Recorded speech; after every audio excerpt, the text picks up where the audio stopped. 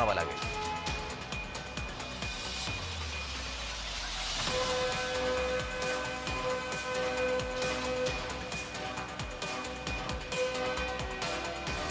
याबद्दल आणखी माहिती घेण्यासाठी आझाद मैदानातून आपले प्रतिनिधी मनोज दळाकर आपल्यासोबत आहेत। त्यांच्यासोबत काही मराठा आंदोलक सुद्धा आहेत। मनोज,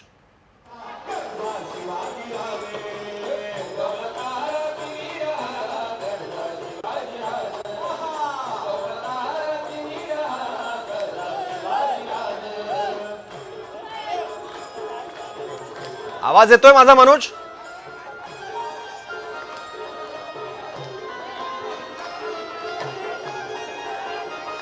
हा सौरभ बोला। तुम्ही आझाद मैदानात आहात, माहिती द्या थोडी तिथली आणि त्याचबरोबर आंदोलकांच्या प्रतिक्रिया आमच्यापर्यंत पोहोचवा।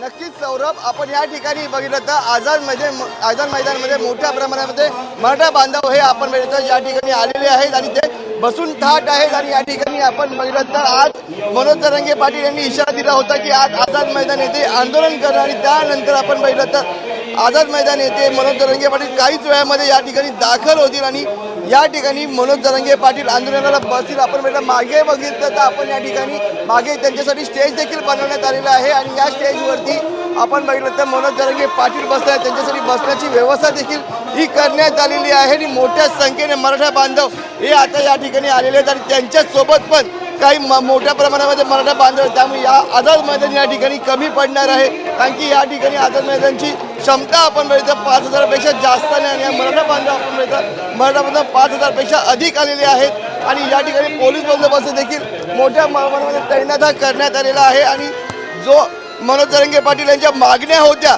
त्या अद्यापही पूर्ण झालेल्या नाहीत। त्यामुळे या ठिकाणी मनोज जरांगे पाटील यांनी आंदोलनाचा हा इशारा दिला होता कारण की मागच्या वेळेस जेव्हा एकनाथ शिंदे मुख्यमंत्री होते तेव्हा मनोज जरांगे पाटील यांनी आंदोलनाचा इशारा दिला होता आणि ते वाशीपर्यंत आलेले होते आणि वाशीमध्ये त्यांची अडवणुकी करण्यात आलेली होती आणि त्यानंतर मनोज जरांगे पाटील आणि मुख्यमंत्री एकनाथ शिंदे हे देखील त्या ठिकाणी गेलेले होते आणि मनोज जरांगे पाटील यांना आश्वासन दिलं होतं की तुमच्या मागण्या आम्ही पूर्ण करू आणि त्यानंतर आपण आंदोलन हे मागे घेण्यात आलेलं होतं। पण अद्यापही मराठा आरक्षणाच्या ज्या मागण्या त्या अद्यापही पूर्ण झालेल्या नाही आहेत आणि त्या मागणीला घेऊन पुन्हा एकदा मनोज जरांगे पाटील यांनी इशारा दिला होता की मुंबईमध्ये येऊन थेट आंदोलन करा आणि आजच्या दिवशी आंदोलन करा आणि मोठ्या संख्येने मराठा बांधव या ठिकाणी जमलेले आहेत आणि आपण बघितलं तर गणेशोत्सव सुरू आहे आणि मुंबईमध्ये गणेशोत्सव मोठ्या उत्साहामध्ये साजरा केला जातो। पण या ठिकाणी आपण बघितलं पोलीस बंदोबस्त देखील मोठ्या प्रमाणामध्ये तैनात करण्यात आलेला आहे आणि जे रस्ते ते देखील बंद करण्यात आलेले आहेत। जे उड्डाणपूल असेल तो देखील बंद करण्यात आलेला आहे। महानगरपालिकेचा जो रस्ता आहे तो देखील बंद करण्यात आलेला आहे। सर्व रस्ते या ठिकाणी आपण बघितलं बंद करण्यात आले, त्यामुळे मोठ्या प्रमाणात ट्रॅफिक या ठिकाणी होत आहे, नागरिकांना मोठ्या प्रमाणात त्रास होय आणि आजचा दिवस आहे कारण की एकच दिवस हे आंदोलन असणार आहे। 5:30 वाजेपर्यंत हे आंदोलन असणार आहे आणि त्यानंतर आता मनोज जरांगे पाटील यांचा मागण्या पूर्ण नाही झाल्या तर त्यांचा अजून निर्णय काय असणार हे देखील तेवढंच पाहणं गरजेचं ठरणार आहे। आणि आपण म्हणजे मुख्यमंत्री या ठिकाणी येतात का कारण की या ठिकाणी उपसमिती ही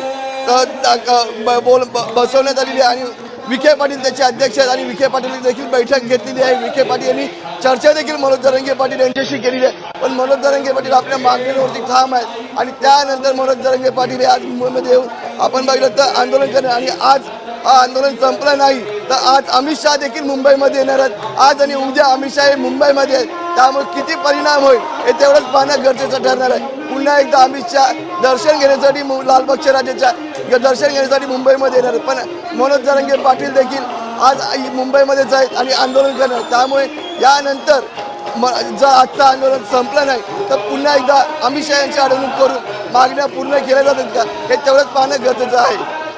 सौरभ, बरोबर मनोज, तू आता आझाद मैदानात आहेत आणि मुंबई पोलिसांच्या अटी शर्ती आपण बघितल्या तर 5000च्या वर आंदोलक तिथे जमणं अपेक्षित नाहीये। आता किती आंदोलक आहेत आणि जरांगे पाटील किती वेळात दाखल होत आहेत?